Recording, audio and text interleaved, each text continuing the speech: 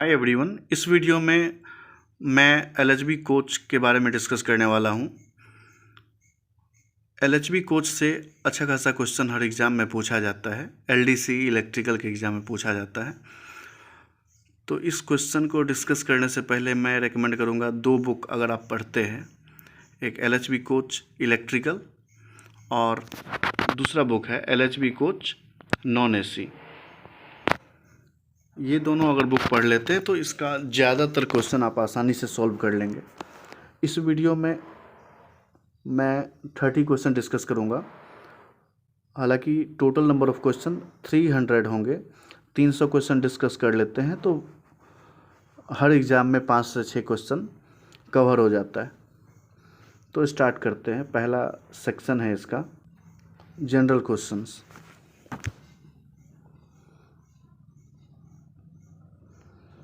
First question है, what is the full form of LHB. LHB नाम हम कई बार सुनते हैं। इसका एलएचबी का फुल फॉर्म होता है लिंके हॉफमैन बुश। बी ऑप्शन इसका करेक्ट होगा। सेकेंड क्वेश्चन है, what is the riding index of LHB coach.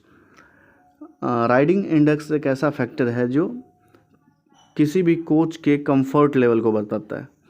तो अभी तक जितने भी कोचेज अवेलेबल है उसमें एलएचबी कोच सबसे ज़्यादा कंफर्टेबल है और इसका राइडिंग इंडेक्स है 2.75। थर्ड नंबर क्वेश्चन है, what is the length of LHB coaches body. LHB coach के बॉडी का लेंथ होता है 23540, 23,540 mm इसका लेंथ होता है, जबकि इसका विड्थ होता है 3240।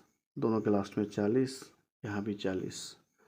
8 चौके 32, 8 पाँचे 40। 8 का मल्टीपल है, याद रखने के लिए याद रख सकते हैं इसको 3240।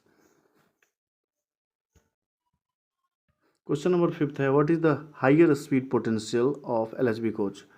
पोटेंशियल मतलब कितना स्पीड वो जा सकता है। अभी डिज़ाइन किया गया है WP5 के अकॉर्डिंग, उसका स्पीड है 160, लेकिन उसको अपग्रेड करके 200 kmph भी ला सकते हैं। तो इसका सी ऑप्शन करेक्ट होगा, 160 up to 200 kmph।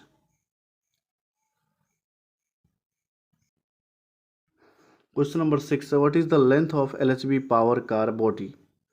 LHB power car body का लेंथ होता है 24,430। इसका डी ऑप्शन करेक्ट। तो इधर इतना याद रखने वाला क्वेश्चन था। आगे के सेक्शन में हम लोग देखते हैं मेंटेनेंस शेड्यूल के बारे में। सेकेंड चैप्टर है इसका maintenance schedule. First 7 number question, D1 maintenance of LHB coach is done after how long time. इसमें 3 मेंटेनेंस होता है, D1 D2 D3। तो D1 मेंटेनेंस हर ट्रिप के बाद किया जाता है, हालांकि वीकली किया जाता है और हर ट्रिप के बाद दोनों में जो अर्लियर हो। तो अगर एवरी ट्रिप लिखा है तो ज़्यादा अप्रोप्रिएट है, एवरी ट्रिप के बाद किया जाएगा। जबकि D2 मेंटेनेंस किया जाता है इसका 30 डेज़ के बाद में, और 10% प्लस माइनस हो सकता है। तो इसका 30 days plus minus 3 days correct answer होगा। D2 मेंटेनेंस इसका 30 डेज़ प्लस माइनस 3 डेज़ में किया जाता है। B option correct.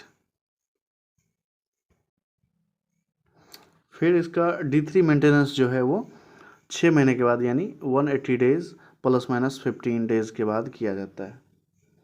तो 9 का डी ऑप्शन करेक्ट होगा। अब अगला शेड्यूल है शॉप शेड्यूल 1। SS1 किया जाता है हर 1.5 साल के बाद।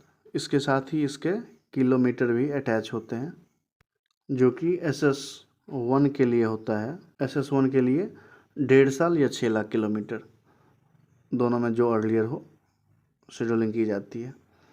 फिर SS2 के लिए है, उसको डबल कर देते हैं, 3 ईयर या 12 लाख किलोमीटर, जो अर्लियर हो। तो 11 का डी ऑप्शन करेक्ट है। SS3 में भी क्या होगा, 3 के बाद 6 ईयर हो जाएगा और 24 लाख किलोमीटर जो भी अर्लियर हो। तो SS सॉफ्ट शेड्यूल 3 जो है वो 6 ईयर या 24 लाख किलोमीटर जो अर्लियर हो शेड्यूलिंग की जाती है।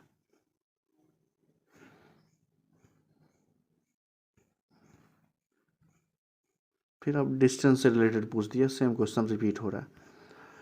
सब शेड्यूल 1 जो है उसके लिए किलोमीटर का बेसिस क्या है, तो SS1 के लिए है 6 किलोमीटर,